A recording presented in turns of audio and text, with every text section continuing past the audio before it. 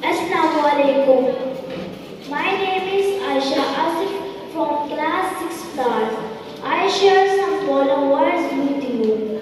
The more you disobey Allah, the more power will Shaitan get over you.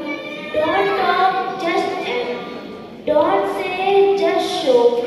Don't promise, just prove. Silence is the best reply to a fool.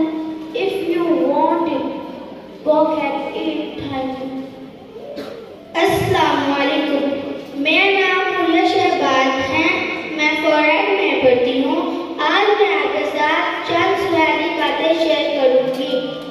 जितनी ज्यादा अल्लाह की नाफरमानी करोगे उतना ही शैतान ताकतवर होगा। तुम शैतान के करीब हो जाओगे। बात मत